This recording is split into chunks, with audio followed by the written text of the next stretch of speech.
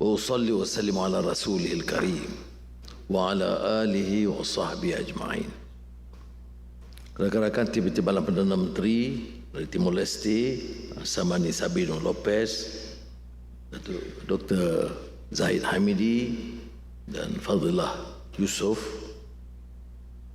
sahabat saya Akhul Karim Syekh Abdul Karim Al-Issa Amin Nu'am Rabitatul Alam Al-Islami,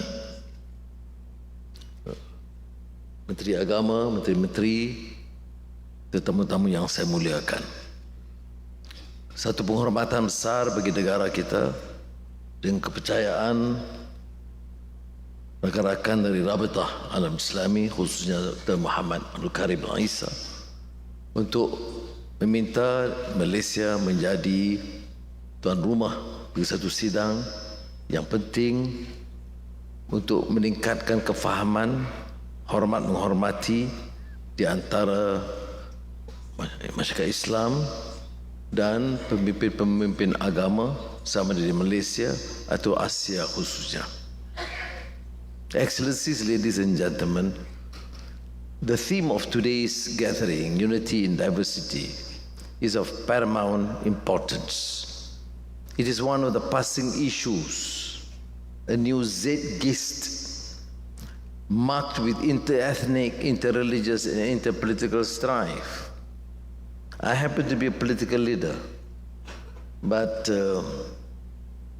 Son Excellence, Sheikh, many political leaders have failed. We have seen from the eras of colonialism and imperialism, and then following that, condescending attitude, the hypocrisy in dealing with the issues in the South, the intimidation of people, the double standards of treatment of people of color, of blacks, of different countries. You have seen the utter abdication of moral responsibility in Gaza, which is mind-boggling, which has enraged so many people. So I think this is a golden opportunity, an opportunity for religious leaders now to take the helm, to have the courage to advise the community and leaders. This is a great responsibility, a real amana. We either do something really effective and meaningful through our religious beliefs to propagate the right values of humanity, of tolerance, of compassion. Where is our religion if we don't have compassion and ihsan and rahmah? Where is our religion where we don't talk about justice and adl wa ihsan? What is the meaning of our religious belief when we do condone injustice perpetrated against our people? We in Malaysia is a multi-religious country. Muslims comprise of almost 60%. Islam is the religion of the federation. We have to undertake the responsibility to ensure the Islam is being practiced as enshrined in the Constitution. But at the same time, the leadership is committed to ensure there are no excesses. We respect the right of every single citizen, Muslim or Buddhist or Christians or Hindus. They have every right in this country. Now what is the message then? Is this a belief, a practice observed by all? Certainly not. We have heard, we have seen, and more so, my dear brother and Sheikh, who is not only a great da'i but a great scholar himself, Dr. Abdul Karim Al-Issa, he knows, he travels. He's trying to promote that sort of understanding. Because many other countries, religious minorities are being persecuted, being treated as second-class citizens, denied their rights, insulted, abused. And let this be a message that we in Malaysia, although we remain steadfast Muslims and we want to adhere to Islamic principles, we want justice for every single citizen in this country. And this message should be loud and clear to my friends here and abroad, in the East and the West, that this must be respected, whether Muslims are in the majority here in Malaysia or Muslims are in the minority elsewhere. You cannot expect us to do justice and you perpetrate gross abuse and injustice elsewhere. Of course, what is more pronounced is what's happening in Gaza. This is a colonial mindset mentality. Rudyard Kipling wrote about East is East, West is West, and the twain shall never meet. There was probably in the 1930s, 40s. In the 1990s, Sheikh mentioned Samuel Huntington's thesis of the clash of civilization. The West liberal democracy must be in the upper hand. The Muslims and the Arabs and the Hindus and the Chinese will be defeated. What sort of civilizational understanding is this? I, of course, appreciate that many of my friends in Europe and America does not necessarily share this view. And this is precisely the reason why this dialogue is of utmost importance. This is why we consider a new narrative is required. Because the intellectually dishonest will say yes, claiming that these cracks are inevitable results of the culture war. Similarly, the morally corrupt in our societies would be in support, benefiting from the ill that plagues the world today. Therein, Excellencies, ladies and gentlemen, lies the crux of the problem. Those claiming leadership position in culture, in civilization, in politics, are devoid of the conscience of a human being. In the Quran, Allah have exalted the children of Adam. وَلَقَدْ كَرَّمْنَا بَنِي آدَمَ. And for the final judgment is not your class, not your color, not your wealth. Inna akramakum indallahi atqakum is the level of your dedication, of your servitude, and your piety.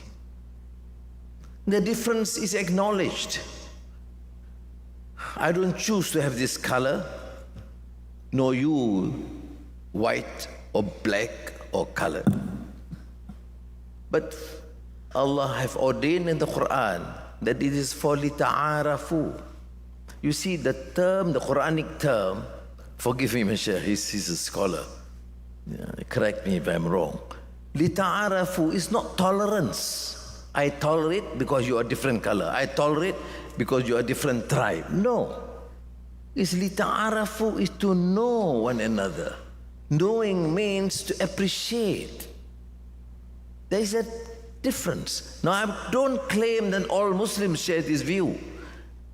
There are Muslims who are tolerant. There are Muslims who are fanatics. There are Muslims who are terrorists. But they don't represent the Islam. They don't represent the majority. This is important to realize. Now, therefore, we will have to strongly encourage this. For example, this conference, when we talk about differences, some says ikhtilaf al-ajnas between men, some to ikhtilaf adyan. Forgive my Arabic. The muftis are smiling at me. They say differences in race or differences in religion. Why must Malaysia support the initiative by Rabita to organize this conference? Are you promoting liberal views or pluralistic views? No, we do not. We promote lita'arafu. We promote understanding. We promote karamah insaniyah. We promote humanity, and it is the duty, more so of the Muslims, to present a character that is tolerant, understanding, and more so again, compassionate and just. It is therefore my fervent hope, and I respond with respect and affection what the Amin al-Am of Rabitah al-Alam Islami suggested, that inshallah the Kuala Lumpur summit will be a permanent feature in Malaysia. It is important, pertinent in this country to promote the understanding of Islam, to promote a message of peace, to promote rahmatan lil alameen,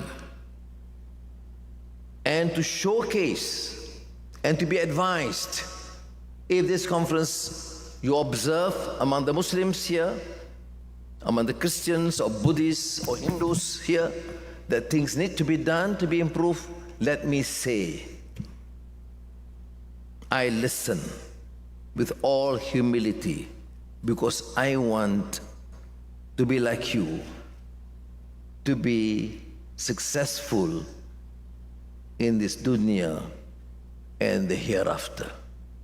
I want to listen to your advice, to your criticism, to your suggestion, how, whilst we are trying our level best to enhance our understanding of Islam and practice what is being ordained in the Quran and the Sunnah of Rasulullah sallallahu alaihi wasallam, we want also to convey a message of affection, of compassion, of justice for all our citizens, Muslims and non-Muslims. Our priority, other than that, is to make sure we succeed. There are many in our midst who are living in abject poverty. Will be deprived of the new technology, of digital transformation and the artificial intelligence. And these are important in our lives, of good quality education, of public health facilities. And it is our duty, therefore, to ensure that governance is guided by strong moral and ethical values. Rid the country of excesses and corruption, abuse of power, and arrogance of power. I stand guided. I look forward to your suggestions.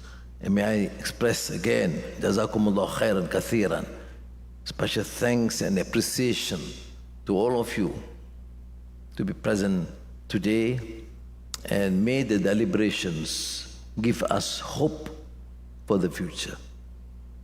General people are sick and tired of the bickering among political leaders, devoid of moral precepts and conscience and the meaning of justice. They can talk at the top of their voice about democracy, human rights. We don't know what to believe anymore. So let the religious leaders take your place. Be more effective, courageous in your views, including against your own followers. You may be a Buddhist leader, you may be a Hindu leader, you may be a Muslim leader or a Christian leader. Justice is justice. Never, in the name of religion, condone and allow perpetration of injustice and abuse against anyone. May Allah help us. Thank you so very much, Yang Berhormat, our Prime Minister. We would like to request all the dignitaries together with Yang Berhormat, our Prime Minister, to gather yourselves around the cube, which is located at the front of the stage. We would like to invite once again Yang Berhormat, our Prime Minister, together with Yang Berhormat, our Deputy Prime Ministers, His Excellency.